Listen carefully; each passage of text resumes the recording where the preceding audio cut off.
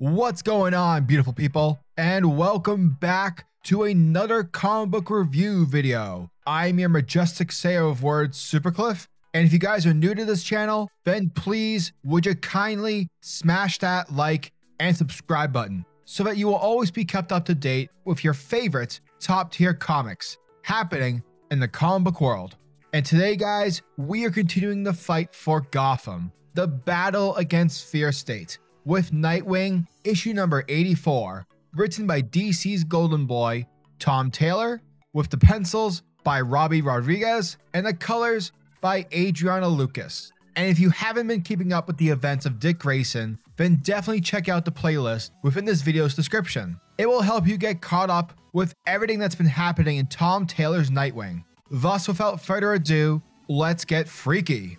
Alrighty, folks, so our acrobatic story begins in the city of Bloodhaven, and our boy Dick Grayson is doing his thing, swinging around rooftop to rooftop whilst reflecting on his most recent endeavors, such as helping to fund the city of Bloodhaven, along with how he's going to handle the corruption with regards to Blockbuster, his newly discovered half-sister, and of course, Heartless. Basically, there is a lot going on with our hero, but despite everything that is happening, Dick is committed. He is committed to ensure that the people of Bloodhaven will thrive. Bloodhaven is Nightwing's responsibility.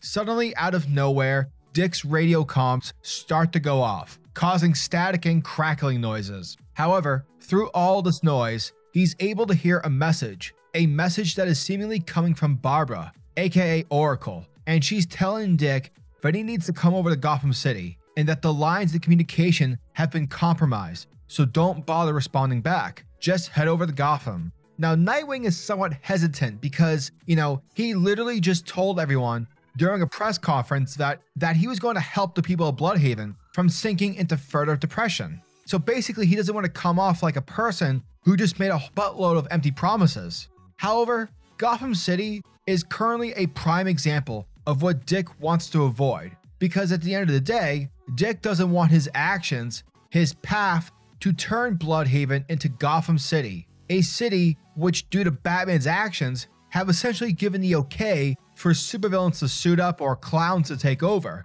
Batman's presence has paved the way for vigilantism to be at an all-time high. Thereby, as a result of that, Gotham is now a police state. So yeah, what better way is there for Dick to learn on what to avoid than Gotham City, then Fear State?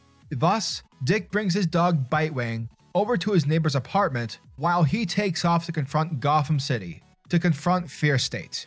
And upon reaching Gotham via Nightwing's motorcycle, Dick is getting a front row seat of Gotham City's current status quo. And it's absolutely terrible, more so than usual, because Gotham has literally turned from a terrible city into an incredibly highly militarized city that is equipped with magistrate police drones who are enforcing a curfew to the max. No ifs, ands, or buts. Even if you're just simply buying a carton of milk down the street, it doesn't matter. If you're out past curfew, you are breaking the law, and therefore you must be detained because you are by default a threat to Gotham. And so while Dick is making his way deeper into Gotham, progressing further in, he is realizing that sneaking around is actually going to be much harder than usual because Gotham is literally lit up with every single bright light imaginable. Legit, Gotham is a giant football stadium. Eventually, Nightwing finds himself in Crime Alley, which of course, is the most infamous alley where Batman's parents were murdered. However, as Dick is making his approach, he notes that something is off, that something weird is going on, an eerie sensation. Suddenly, bam, Nightwing gets spotted by the magistrate's drones, and it's here where our hero realizes that this was a trap. Oracle never actually radioed Dick. The magistrate had set him up, and thus the drones begin to attack. Now, although Nightwing is using his acrobatic maneuvering to his advantage, at the end of the day, there are just way too many opponents for Dick to handle, too many to take on, and it's getting to a point where he's eventually going to get tired. But fortunately, before the guards can apprehend Nightwing, we see the one, the only, Batman. Gotham's Dark Knight landing straight down into Crime Alley, and with Batman's convenient arrival, Nightwing's able to get himself back into the fight. And thus, it's here where we see Batman and Nightwing, the dynamic duo working together, taking on the forces of the magistrate together.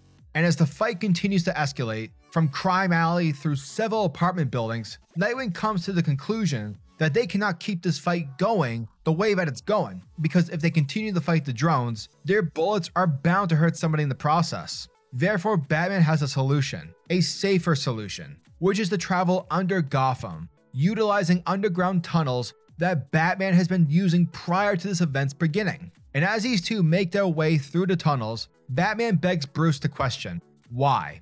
Why didn't you just call me sooner? With everything that's been happening in Gotham, why didn't you just call me? And Batman, being prideful, basically tells Dick that, he's got his own city to deal with. That being, of course, Bloodhaven. And on top of that, Batman also adds in the compliment that Nightwing is doing a better job. He's doing a fantastic job. He's been doing a better job with Bloodhaven than Batman ever did with Gotham. However, despite everything Batman is saying, Gotham City is still Nightwing's home. It's still Dick Grayson's home. And so he wants to help in any way he can. Therefore, while Batman is heading back out to find the Scarecrow and to stop him from enacting his Fear State plan, he tells Dick to head over to the clock tower and to link up with Oracle, so that the two of them can take care of this anti-Oracle, who's taken over Barbara's communication network. And so from here, we move on to the clock tower, and with Nightwing showing up, him and Barbara are talking, with Dick catching her up on everything that is currently happening within the city. Now Barbara, because she's been ousted from her systems by this anti-Oracle, she is exceptionally furious. And it's because she feels useless, she feels helpless, and she just can't stand the fact that someone is out there using her system to cause harm both physically and mentally. Therefore, through dramatic fashion, it's why Barbara Gordon, aka Oracle, is back. Barbara Gordon is back as Batgirl, because when it comes down to it, Batgirl isn't about sitting on the sidelines. She's about kicking ass and taking names.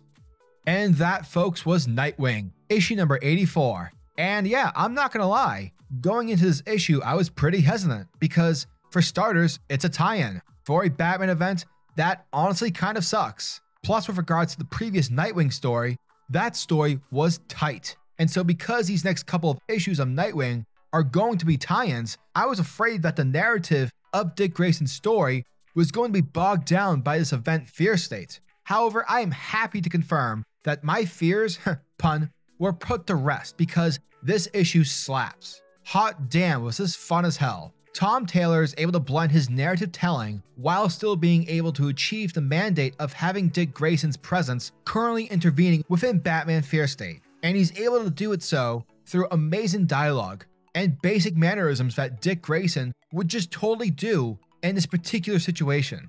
Sure, is this going to be the most important and, narratively satisfying Nightwing story in existence? Absolutely not.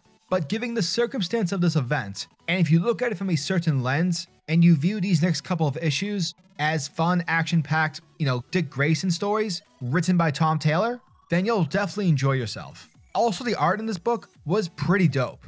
As a stand-in for a tie-in arc, Robbie Rodriguez does a fantastic job in making this issue look and feel fun. Also, the lettering job is a 10 out of 10. Wes Abbott, bro, keep doing what you were doing because you're doing great things. And don't worry, folks.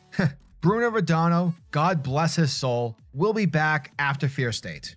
So yeah, overall this issue was totally awesome, despite it being a tie-in for an event that unfortunately sucks. But yeah, at the end of the day, if you just want more of Tom Taylor's Nightwing, with beautiful action-packed panels, along with well-written moments showcasing humor and heart, then you've come to the right place. Nightwing issue number 84 gets a sexy 9 out of 10.